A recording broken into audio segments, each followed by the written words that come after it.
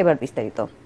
বছর ঘুরে আবার এসেছে পবিত্র মাহে রমজান। সিয়াম সাধনার মাস রমজানকে সামনে রেখে প্রথম তারাবিতেই মসজিদে মসজিদে দেখা গেছে মুসল্লিদের উপচে পড়া ভিড়। বড়দের পাশাপাশি নামাজে এসেছে শিশুরাও। সেহরি খেয়ে আল্লাহর সন্তুষ্টি লাভের আশায় রোজা রাখেন ধর্মপ্রাণ মুসলমানরা। মনির হোসেন তপুর রিপোর্ট। শুরু হলো পবিত্র মাহে রমজান, সংযম, আত্মশুদ্ধি আর সিয়াম সাধনার মাস। শনিবার বাংলাদেশের আকাশে পবিত্র রমজান মাসে চাঁদ দেখার পর ধর্মপ্রাণ মুসলমানদের মধ্যে খুশির আবহ ছড়িয়ে পড়ে। এশার নামাজ শুরুর আগে থেকেই মসজিদে দেখা যায় মুসল্লিদের ঢল। অনেকে আবার নামাজের আগে নিজে আতর নিচ্ছেন এবং পরিচিতদের দিচ্ছেন। জাতীয় মসজিদ বাইতুল মোকাররমে শনিবার রাত ৮টায় এশার নামাজের পর আদায় করা হয় তারাবির নামাজ। যে ইমাম সাহেবেরা নামাজ আদায় করেছেন, ওনাদের কোরআন তেলাওয়াত অনেক ভালো লেগেছে গতবারের চাইতে। জীবনের প্রথম এত সুন্দর তারাবি পড়ছি ভাই, মন ঠান্ডা হয়ে গেছে। শুধু বাইতুল মোকাররম নয়, রাজধানীর সব মসজিদে তারাবির নামাজ আদায়ে মুসল্লিদের ভিড় দেখা গেছে। সিয়াম সাধনার মাধ্যমে আল্লাহকে খুশি করার প্রত্যয় ব্যক্ত করেন মুসল্লিরা। অতীতের শিক্ষা নিয়ে ভবিষ্যতে যখন বাংলাদেশ সুখে শান্তি থাকতে পারে, এই আশা আমি সবার কাছে করি। দল মত নির্বিশেষে, জাতি বর্ণ নির্বিশেষে সবাই একসাথে বসবাস করতে পারি। জুলাই গণ অভ্যুত্থানের সম্মুখ সারির ছাত্রনেতাদের নেতৃত্বে শুক্রবার যাত্রা শুরু করেছে নতুন রাজনৈতিক দল জাতীয় নাগরিক পার্টি।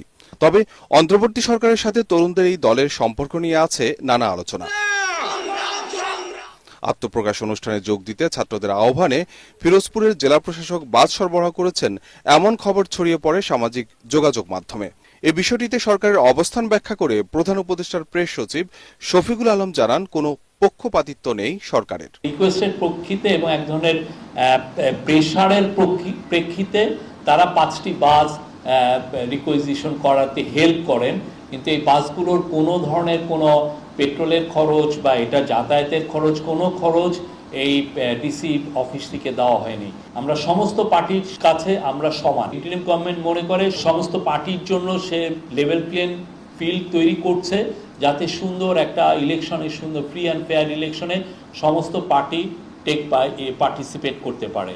এ সময় মার্চের মধ্যে নির্বাচনের রোডম্যাপ ঘোষণা করতে বিএনপির দাবির বিষয়েও কথা বলেন প্রেস সচিব। আমরা আবারও বলছি, নির্বাচনের রোডম্যাপ কিন্তু দেওয়া হয়েছে। বিএনপি যেটা চাচ্ছেন হয়তোবা যে এক্সাক্ট একটা ডেট চাচ্ছেন। ইন্টারিম গভর্নমেন্ট বারবার বলেছে, যদি পলিটিক্যাল পার্টিগুলো মনে করে যে কোন রিফর্ম করে তাড়াতাড়ি ইলেকশনের দিকে দেশ ধাবিত হবে, তাহলে এটা ডিসেম্বরের মধ্যে ইলেকশন হবে। আর যদি না, ওনারা পলিটিক্যাল পার্টি চান যদি আরও কিছু রিফর্ম হওয়ার পরে ইলেকশন, সেক্ষেত্রে আরও 3 মাস এটা দেরি হতে পারে।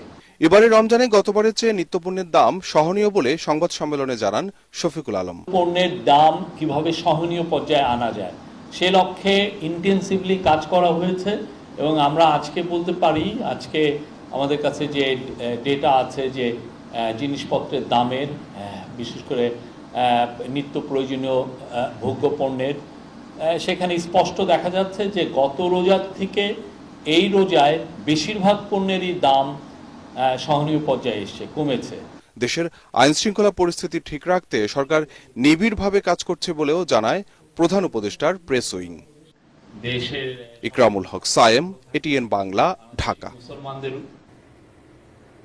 চলতি মাসের মধ্যে জাতীয় নির্বাচনের রোডম্যাপ ঘোষণা না করলে গণতান্ত্রিক রাজনৈতিক দলগুলো নতুন সিদ্ধান্ত নিতে বাধ্য হবে বলে হুঁশিয়ারি দিয়েছেন বিএনপির স্থায়ী কমিটির সদস্য সালাউদ্দিন আহমেদ।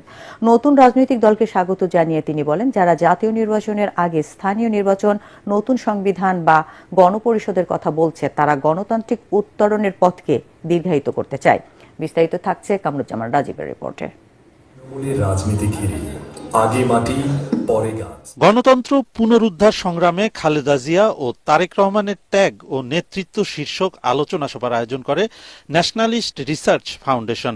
রাজধানীর ডিপ্লোমা ইঞ্জিনিয়ার্স ইনস্টিটিউট মিলনায়তনে অনুষ্ঠানে সংগঠনের আহ্বায়ক সাংবাদিক সৈয়দ আবদাল আহমেদ রচিত খালেদা জিয়ার জীবনী ভিত্তিক নন্দিত নেত্রী খালেদা জিয়া বইয়ের মোড়ক উন্মোচন করা হয়। এতে অংশ নিয়ে গণতন্ত্র প্রতিষ্ঠায় খালেদা জিয়া ও তারেক রহমানের আত্মত্যাগের কথা তুলে ধরেন বক্তারা। প্রধান অতিথির বক্তব্যে বিএনপি নেতা সালাউদ্দিন আহমেদ বলেন, সংস্কারের সাথে নির্বাচনের কোনো সম্পর্ক নেই। দ্রুত গণতন্ত্রের পথে উত্তরণে চলতি মাসেই জাতীয় নির্বাচনের রোডম্যাপ দিতে হবে। মাননীয় প্রধান উপদেষ্টা আপনি এই নিয়ে বিনিয়ে আর বলার প্রয়োজন নেই। বিদেশি সংবাদ সংস্থাকে আপনি সাক্ষাৎকার দিয়ে বলতে পারেন যে আমরা ডিসেম্বরের মধ্যে নির্বাচন অনুষ্ঠানের জন্য চেষ্টা করছি। তা আপনি দেশে একটা সংবাদ সম্মেলন করে কেন রোডম্যাপ দিতে পারেন না? আপনাকে অতি শীঘ্র